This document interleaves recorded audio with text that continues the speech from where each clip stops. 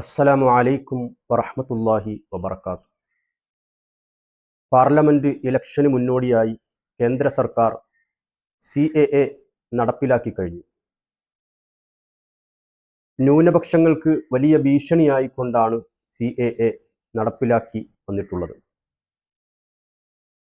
മുസ്ലിങ്ങളല്ലാത്ത പല വിഭാഗങ്ങൾക്കും പൗരത്വം നൽകിക്കൊണ്ടുള്ള ആ നിയമം വഴി സംഘപരിവാർ ശക്തികൾ ഉദ്ദേശിക്കുന്നത് മുസ്ലിമീങ്ങളെ ഭയപ്പെടുത്തലും മറ്റുള്ളവരെ പ്രീതിപ്പെടുത്തലുമാണ്.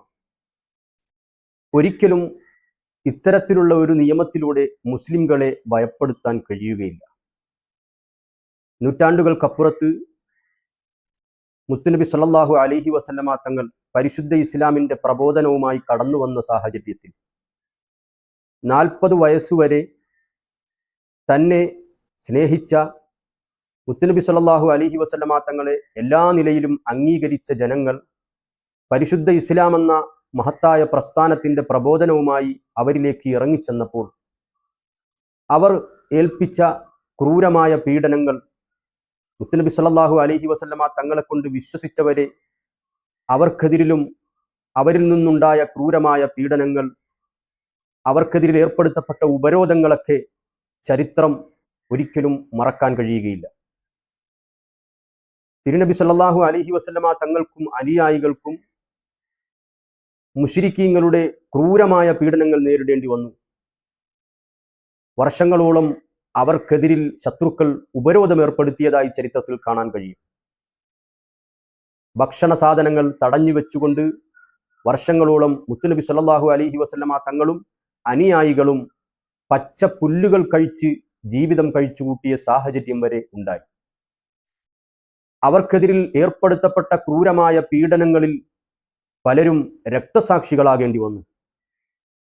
എങ്കിലും സഹാബത്തിൽ ധീരരായ പലരുമുണ്ടായിരുന്നിട്ടും അവർ മുത്തുനബി സല്ലല്ലാഹു അലൈഹി വസല്ലമ തങ്ങളോട് ശത്രുക്കൾക്കെതിരിൽ ധർമ്മസമരം നടത്തുവാനുള്ള അനുവാദം ചോദിച്ചപ്പോഴും എല്ലാം ക്ഷമിക്കുവാനായിരുന്നു മുത്തുനബി സല്ലല്ലാഹു അലൈഹി വസല്ലമ തങ്ങൾ പറഞ്ഞ മറുപടി. അങ്ങനെ 13 വർഷക്കാലം അവർ ക്ഷമിച്ച് സഹിച്ച് ഒടുവിൽ അബൂജഹലിന്റെ നേതൃത്വത്തിൽ ശത്രുക്കൾ ഏർപ്പെടുത്തിയ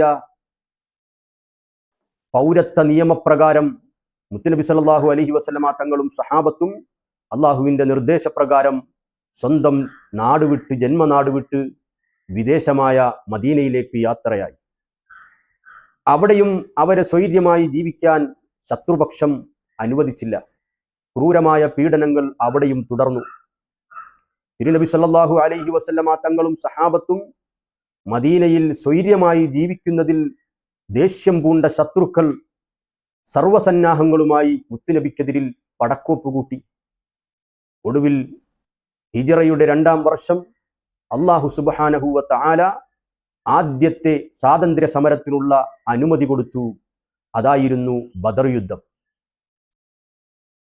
ശത്രുക്കളുടെ 1/3 മാത്രമേ മുസ്ലിംകൾ ഉണ്ടായിരുന്നുള്ളൂ.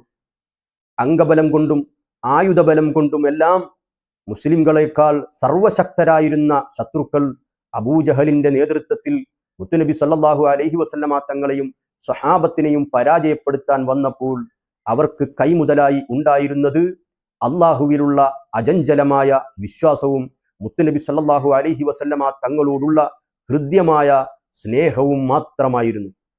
ഒടുവിൽ എന്തായി സംഭവിച്ചത്? ശത്രുക്കൾ ഛിന്ന ഭിന്നമായി. ശത്രുക്കളുടെ നേതാക്കളിൽ പലരും അബൂജഹലടക്കം കൊല്ലപ്പെട്ടു.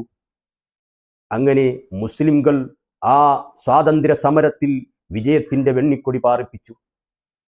പിന്നീട് എന്താണുണ്ടായത്? മുസ്ലിംകൾക്കെതിരിൽ പൗരത്വ നിയമം കൊണ്ടുവന്ന അബൂജഹലിന്റെ അനുയായികൾക്ക് പിന്നീട് മുസ്ലിംകൾക്ക് മുന്നിൽ അടിയറവ് പറയേണ്ടി വന്നു.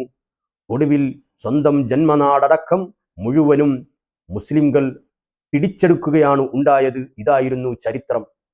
അതുകൊണ്ട് തന്നെ മഹാന്മാരായ ബദരീങ്ങൾ അവർ നടത്തിയ ധർമ്മസമരത്തിൻ്റെ ഓർമ്മകൾ അയവിറക്കപ്പെടുന്ന പരിശുദ്ധ റമളാൻ മാസം, റമളാൻ 17, മുസ്ലിംകൾ അത് നെഞ്ചിലേറ്റുന്നിടത്തോളം കാലം ഒരു ശക്തികൾക്കും മുസ്ലിംകളെ ഭയപ്പെടുത്താനോ പരാജയപ്പെടുത്താനോ കഴിയുകയില്ല.